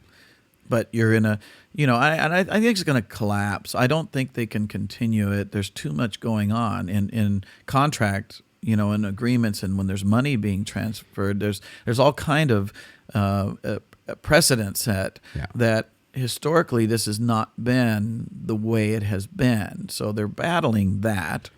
And on top of it, orchestras nowadays are just barely hanging on as they correct. are. Right. So this is just another nail in the coffin. Well, right. This would just bury most of the industry. And some of them are. Yeah. Some of them are folding. They're going, we're not going to do this. Yeah. And it's sad to see that, because that's been the goal, is to try to rejuvenate the symphony and with pop music. Yeah. And it's been very successful for the symphonies that have embraced it. The ones that are continuing the hardline to do classical only, it's not affecting them. They can still play classical. They can play traditional music that's not in a copyright, scenario. So it's going to dumb down, in a sense, the choices of what the symphonies have to play. We fit in a scenario, though, that's unique.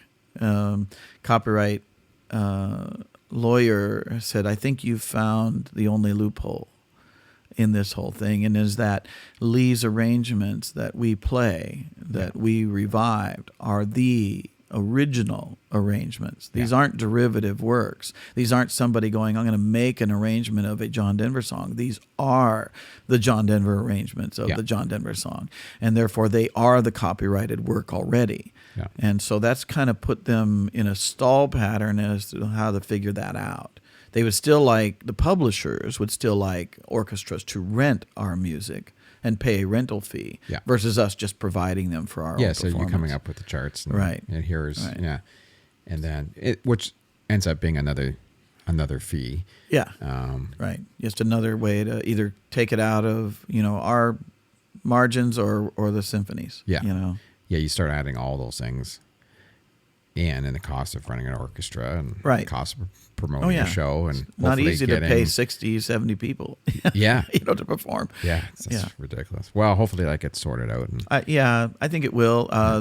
What's happening, some of the major symphonies, which I was kind of, wow, this is huge, in the music business right now.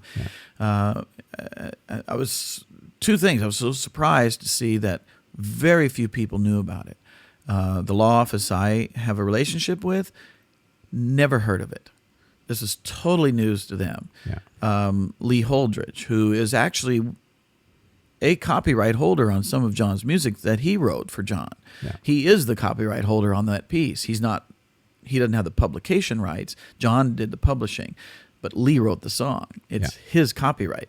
He didn't know that his publishers were doing this.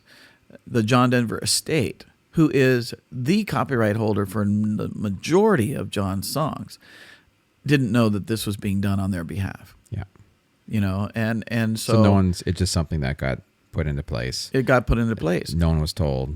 And you just start threatening publishers are just doing it. Lee says, for years, the publishers just send you a check. You don't ask how they got it. Well, the other thing that was interesting right now is that these major symphonies are pushing back. There are some symphonies that have told Lee that if the music is registered with Tresona, they will not play it. They're boycotting anything that has to go through Tresona. Which is great. It's a good way to push back. It hurts the artist, but it's okay. It's a short period of time. It's got to need pushback. And the education side of it is atrocious. Our lawyers feel like that's where it's going to blow up, is that the education side that they're pushing on these universities and schools is where it's going to collapse, because that's where it's happened before, that the union will attack this with great force, saying you can't do this. There's got to be a compromise. And there's some issues with maybe antitrust issues that Tresona claims to be the only source that you can do this through. And I don't think that's going to hold up. No, that will get fought. Yeah. I mean, you take a look at, I know when I was in high school and you sat and played in the band, that music came from somewhere. Right. You start licensing that or putting fees on that. The music departments in high schools are disappearing already. Oh, right. Education is the first chopping block, is the music, and that and the arts. But, even then, the music that they would provide to the students to play has been purchased. They paid for the music. They paid to have it, and it was understood that the money paid for that music was to let the school play it. So the assumption legally is, you're authorizing them to play it because you sold them the music. I mean, there's a legal assumptions that have to get played. You'd almost wonder you'd start going into the territory if you're playing a recital or you're in a competition or something, and you're going up on stage with your printed music. Well, how do you deal with that? Right. And it's going to be this issue of how deep is Tresona going to attack you can't say this way is fine and this way isn't. You can't. No. Right. It's all or nothing. Yeah. We had one artist who does a Neil Diamond show, and he had not done a lot of performances with symphonies. He hadn't done any, really, and he was gearing up to do that. And he had his charts, and they approached him and said, we see you have a date with the symphony. You're not, legitimately able to do that, and they threatened him and the whole thing. And he freaked out, and he went through and he filed all the forms. He signed their contract and turned in his music to get it licensed. And they came back and they said, oh, we can't do those songs. That's with Universal. We don't have an agreement with Universal. We can't handle it. So all this threat and all that, Yeah. and then they washed out anyway. Yeah. So I think, they just push people because they can threaten them. yeah, there is that with urgency. no merit, and it scares a lot of people. Right. And then they'll, instead of, Yeah. buckling down, said no. Right. And it works. It's like a lot Yeah. of businesses do that. They just come out and they threaten you. Right. And instead of kind of standing up. Yeah, they just roll over and hope that that's what they're hoping, that you'll just roll over and not push back. Yeah, because you're going to get a certain percentage of people who are just going to do that no Right. matter what. And it's just more money in their pockets. So it's scary. Yep. Very scary. Yep. Weird times. Yeah. I've been doing this for the 16 years, and at some point in the last few years, you finally feel like you're in this rhythm and things are working as a nice business. Enough work is happening naturally with just inquiries and agents, and everything's moving nicely, and life seems calm and easy, and I've got actually time to be creative and maybe write some of my own stuff, not be distracted, and then stuff like this happens, and it's like, now what? I know. Well, it keeps it interesting anyways. I guess, yeah. So where do you see, do you have any goals for this show, or do you see it's something that you feel just floating along really well, and or do you set kind of where you want to be, or you just let things go? I've never been stable in that way. Even in our sign business, all of our adventures of looking at things, we always are very evaluating and critical and looking for what next.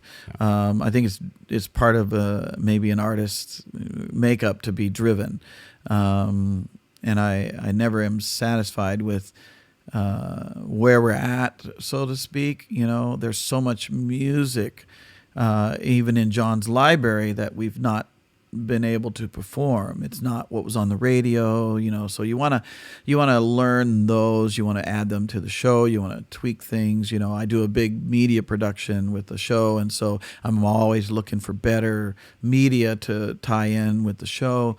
Things like that on the production side of things. But as a John Denver tribute, over the last 3-4 years, we've seen this floodgates open up of people wanting to do what we do. And they're not good.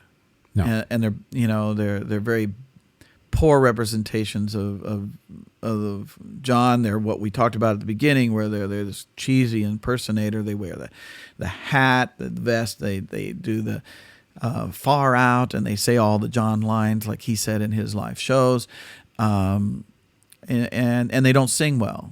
They just maybe look like the guy, and so we're battling that, and we're seeing that influence in the market, and the negative influence that has. But it does make us challenged to overcome it, to stay ahead of that, to do something different. I think one of the ideas we even talked about, and has been kind of on the back burner for a long time, is to cover other great music of that era. And there are so many great songwriters from that period of time that I connect with. I always have. I love some of the Neil Diamond stuff. I love Dan Fogelberg, Jim Croce, Glenn Campbell, so many really good songs, and I think it would make a great show. So I think that's a developmental thing that has to happen. People want to know if I do other shows, and I've never thought of doing other shows because I just sound like John. Even as a teenager, I'm singing Neil Diamond, sitting around the campfire doing a Neil Diamond song, and then people saying, "Oh, it sounds like John Denver doing Neil Diamond." Well, that's the cool thing about your show, though. That's I always tell patrons that they're asking about the show. I said, he looks like him, he sounds like him, and he's not trying to. Yeah, it's just naturally you. Right. And that's what makes your show so great, is that you're just being you. Yeah. And I think, anyone listening that does a tribute show and wants to know how to make their show better, that's what you got to do. Yeah. That's the key. So you got to Yeah. make it your own Yeah. instead of trying to be the artist. Because you never be the artist. There's only one Right. John Denver. You're not Right. going to all of a sudden go and you, all of a sudden people are like, well, that was John Denver. It's like, no, that's not. Everyone knows it's not. Right. And that's the tough thing to get past. It is. Yeah. It's the biggest hurdle. Yeah. Between the patrons and us, that is the biggest thing to overcome to get them to come try and see the show. And we've heard it many, many times. Yeah. I was right on the fence. I wasn't going to come. I'm glad I did. Yeah.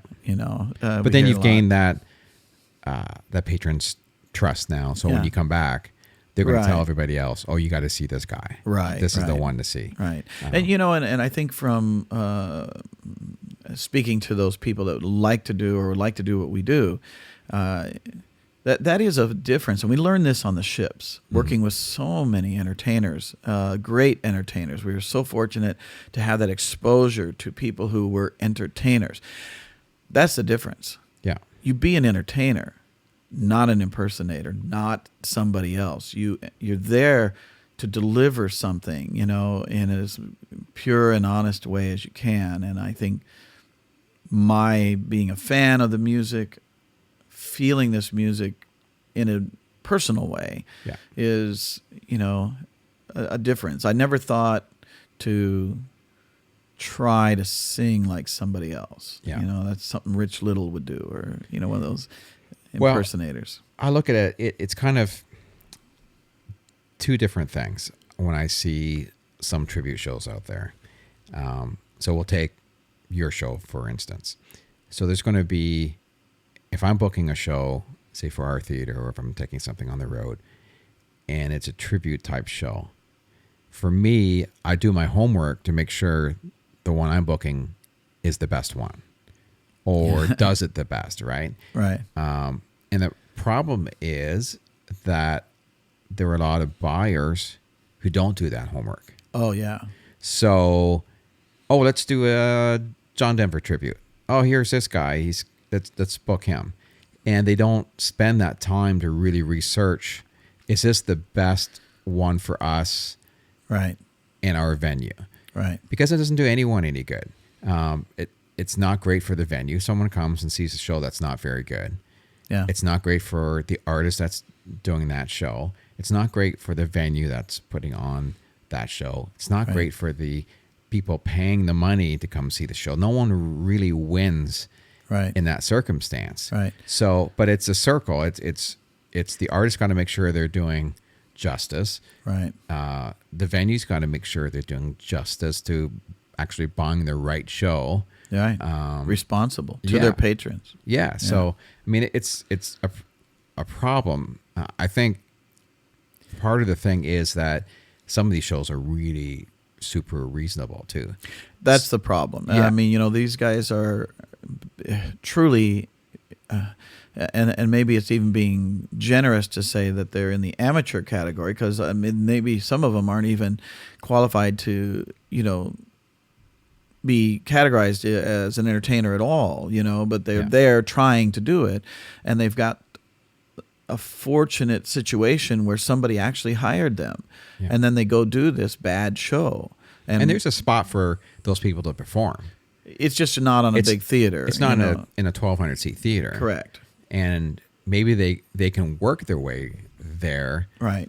But you can't start there. Right. And that's been the problem, is that they start there.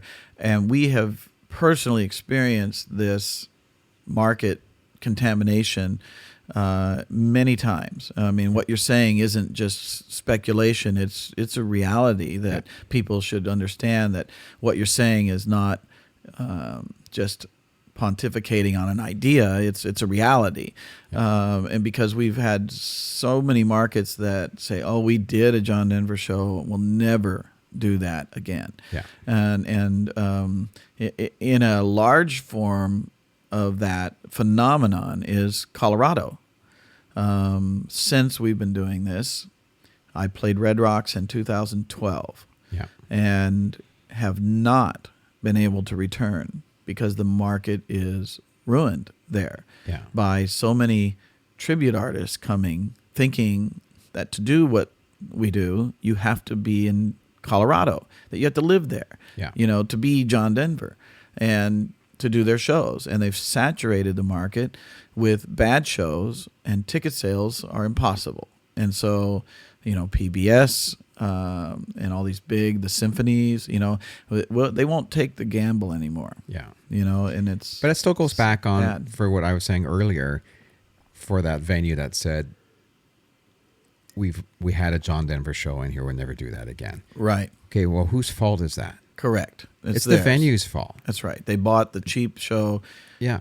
and didn't do their homework. Yeah. Right. Instead of saying, they should have said, we made a bad choice and booked the wrong show. Yeah. We're not sure if we can recover yet from that, but maybe in a year or two, we could try it again with your show, which is the right show. Yeah. And because you have to get, the patrons, as you said, they're, Their the trust. John Denver fans come from a long Right. ways. So all those people are they going to make that 2-3 hour drive again for someone different that they're unsure about again? So they need a little bit Right. of separation of time there. Right. But they can bring another show back and do it right Yeah. the second time. But Right. it's And we've seen it. Yours is a good example. We've seen a better than usual. I mean, a lot of venues will not have, as you know, a lot of performing arts theaters and routes and stuff that are hiring entertainment. They won't bring an act back consecutive seasons, or even every other year. Sometimes it's 3, sometimes 5 years before you are able to return to their venue, because they won't do it any sooner than that. Part of that's the amount of entertainment available out there. There's a lot of great shows, and they want to provide their patrons with fresh, new entertainment every season. And so we understand that, but in the same vein, we've had certain venues that bring us back every year or every other year, and we see a much better growth. it's And an increase. an increase if they do. Yeah, if it's a great show and it went over really well, the patrons really loved it. Right. They're going to go home. They're going to tell all their friends, "Oh, that was fantastic. I love that show. Right. You got to come see it." And they want to bring their friends just to prove their point, right? Yeah. Part of it is like, Right. here come, because they already know they're going to look good to their friends because they know the show is great and they're going to love it and they're going to look great because they took them there. Right. If you leave it 3-5 years, people are going to forget about it. That's exactly Is that right. the show we saw, or is That's that right. I don't remember. They've moved on. Right. They forgot about it. It's the Right. American Idol thing. Yes. Right? Once you're on to the next season, or if you're 3 months later, you kind of forget who won last year. I don't Right. remember, or who was second and third. You knew everybody at the time, but you Right. forget. So yeah, it's the same thing. I think. Yeah, it's a great sometimes analogy. a year. I can see the point that you don't want patrons thinking they're seeing the exact same Right. schedule. This is the same of what they did last year. But 2 years really works. Right. And for us, it is a policy for us, that we will not do the same show. I mean, we have to do the top hits, but there's so much to work with that we will make the show different. And it's a struggle to get that. We know that there are tribute shows. There's a Beatles show that the Fab Four, that is so packaged. It is exactly the same show every time you see it. The patter, the song list, the order, what you're seeing on the videos, on the screen, and they've got it down pat. They do it really well. Yeah. But it is the same show, and they never change it. So, once you've seen it, you've seen it, and you wouldn't necessarily go see it again anytime soon. But certain people will. It's like, for me, it's like seeing a movie. Yes. Some people will go back to see it in the theater again. I've never done that. No. But there's certain movies I've watched probably 10 or 12 times. That for some reason, if I'm on the plane, I've got my laptop with me, and I had a list of movies I want to watch. I don't know. But there's a Jason Bourne movie there. And I've watched this like 15 times already, but I'll watch it again because I know I'm entertained by it for some strange reason. Right. And I think the same thing is with shows. There's a certain amount of people who will come back and they don't want it different. Right. That's true. They want, because different doesn't always mean better. Right. Always, that's the thing that a lot of artists don't think about, is that if you're going to change it, make sure it's as good right. or better than what you had already done, or don't change it right. at all. Right. And that, it's a scary risk in a sense. I think the years of performing give us a little bit of experience. We know. We can feel it. We can sense it, like the addition of that Wandering Soul song. Yeah. It's a dynamic difference in our show, Yeah. but it's a good one. I think dramatically it added some contour to our show that we've never had before. Yeah. Where I really like it. I put the guitar down and I just sing. Lee has been after me, Lee Holdridge, to do more of that. He says, he struggled with John to put the guitar down and just sing. Yeah. And he says it's a good moment, for you to do that. So I've been, it's a push, it's a stretch, but it's worth it. I think it pays off. You almost become a different singer for that song. Yeah. In the show. Yeah. And or else you're seeing a slightly different side of you. Yes. That all of a sudden there's this moment, and for those who haven't seen the show, just a piano vocal, right? Really intimate moment at the end of the first half, right, with us here, right. And it's great. Like the first time, it was like, holy crap, where did that come from? Yeah, really, it was like that. Yeah, and it's like, it actually, you needed more vocal chops to bring that song across. Well, it's a new exposure. You're totally exposed. I don't have the instruments or the guitar in front of me. I don't have anything to hide behind. And it's very unsettling in some ways as a performer to be that exposed. So learning to embrace that and connect through a different way, is because on paper, fun. On paper, I probably wouldn't have put that song where you put it, just before an intermission. But once I've seen it, it's like, yeah, it's perfect. Yeah. It's one of those things and that's the thing. Sometimes you don't know too, right? You look at it on paper and it's like, I'm not going to leave people just kind of in this state before they go to intermission. That's just, you've done this ballad that just, it's very powerful and brings you in. Right. But most people were like, oh, let's rock it out for the last song. Right. And finish on a high note, right? Right. But you're ending on a different type of high note, right? Right. It's a very emotional high note. And it's a great moment in the show. I think it makes a lot of sense. Yeah, and we've had a lot of people that produce shows, and they give us a lot of advice over the years, and it's difficult because if they don't know John, and what his show was like, their perspective is from a show business perspective, and their idea of how the end should be is totally different than really what John would do. Many of his shows, it was just him. Yeah. The very end of the show, it's just him and his guitar. And the biggest recollection that people share with us is the concert they went to of John Denver, and he let the band go, and he came out, and he did a whole hour just him. Yeah. So it's different, and I understand that suits for the fan who remembers it. It's a nostalgic moment to bring the show to there.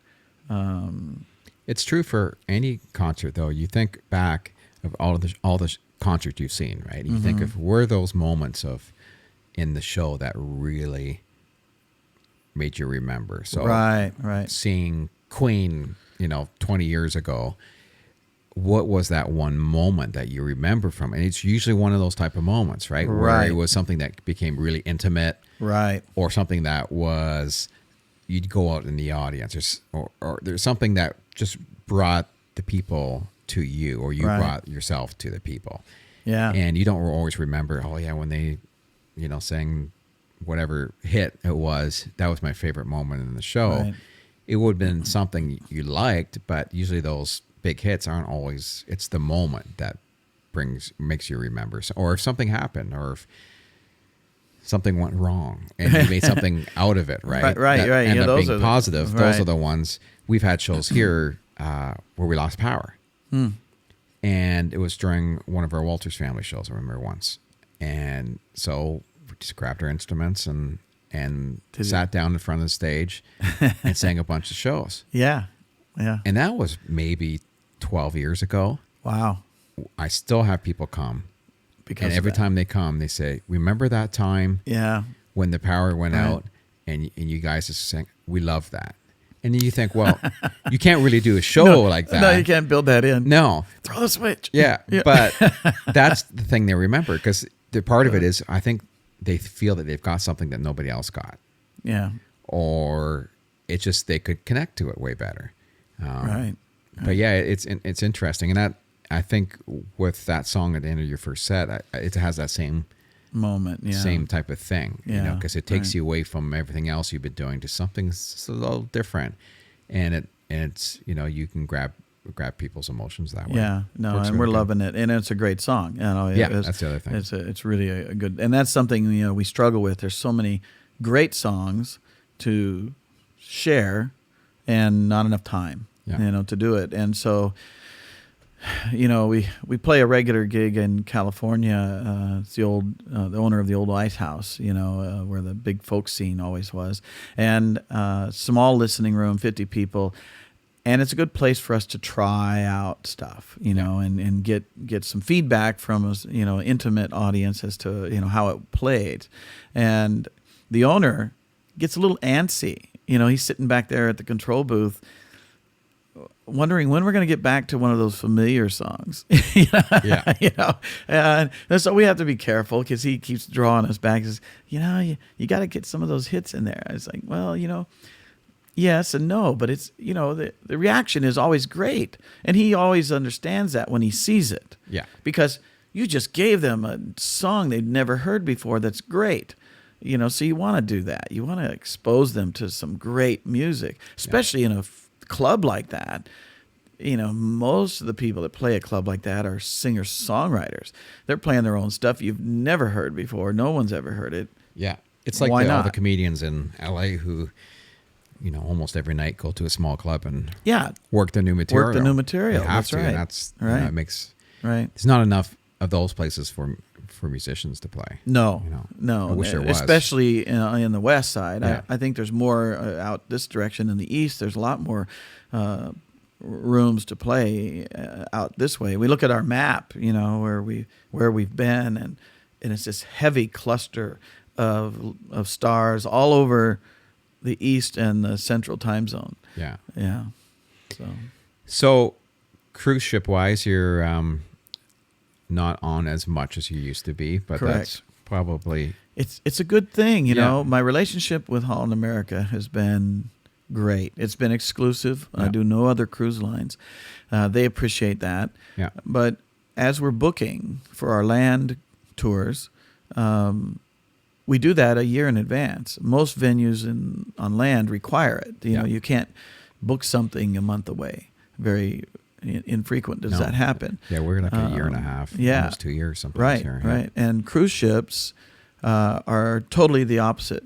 They look at things about 3 months out. Yeah. And so it's great for me to have the relationship, because we can get our calendar all locked in for a year from now.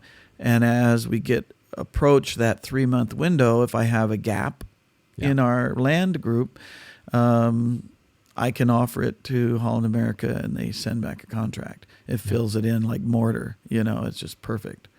So what's your, because I'm an avid cruiser, I like cruising. What's your favorite stop? Wow. There's a few. Yeah. I really like Alaska. We like that whole itinerary. It's so scenic. It doesn't matter whether they're in May or in September, it's still beautiful. We like the change up there. Yeah. I love the New England run. I mean, that's a phenomenal feeling of going back in time. The historic feel of Quebec and Montreal and Prince Edward Isle. All those are incredible ports. Very unique and different for us. Plus, it's one of the only excursions or trips we go on where we can see like a beluga whale or something. We don't see those anywhere else. But out in the Caribbean, it would be like Puerto Rico, the old castles there and forts. Yeah.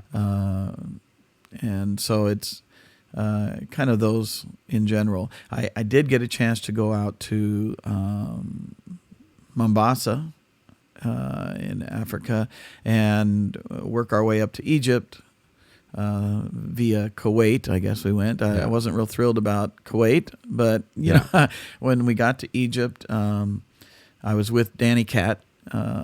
He's a BCIT professor of ecology, but he comes on the cruise ships and does lectures of his travels, and he's done some amazing explorations that teach. He does these webcasts to his students from his explorations. But we were there in Alexandria, and the passengers on the ship were all going to the pyramids. And we joined the ship midway, so we're too late to book that. It's all booked up. We can't get to the pyramids. So we go into town, and Danny finds a travel agent, and we book a day excursion out into the desert. And it's spent the day with this Bedouin village.